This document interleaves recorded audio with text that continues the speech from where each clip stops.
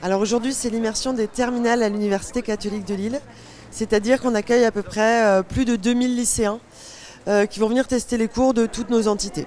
Là, je viens d'accueillir un bus, par exemple, de 70 étudiants qui viennent de Dieppe, il y en a qui viennent de la région parisienne, de Senlis, de la Somme. Et certains établissements proposent l'immersion en distanciel, ESPOL et la fac de médecine. Et donc, des gens partout en France vont pouvoir suivre les cours. L'objectif cette année, c'est surtout après un an de situation sanitaire compliquée, de pouvoir enfin réaccueillir des lycées au sein de l'université. Et l'idée, c'est de pouvoir aider les lycéens de terminale à choisir leur orientation universitaire après bac. Donc qu'ils puissent se dire si oui ou telle école leur correspond, rencontrer les étudiants, les ambassadeurs, rencontrer les professeurs et surtout suivre un cours en immersion totale. On a des lycéens qui choisissent spontanément de venir et qui viennent tout seuls avec leurs petits moyens, en train, en bus, etc.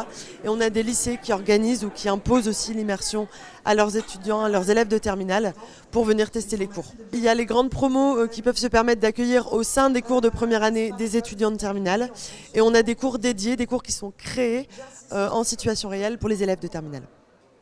Alors, en parallèle, les facultés organisent une immersion des enseignants, c'est-à-dire que les professeurs des lycées peuvent aussi participer à un cours qui leur est dédié, ici au premier étage au Learning Lab, cours que l'on peut suivre également en hybride, donc en présentiel et en distanciel. Le prochain rendez-vous pour les familles, c'est le samedi 27 novembre, en présentiel ou en distanciel, pour venir suivre des conférences, visiter nos bâtiments, rencontrer nos personnels, connaître nos services aussi dédiés aux étudiants. Ça s'appelle la journée porte ouverte.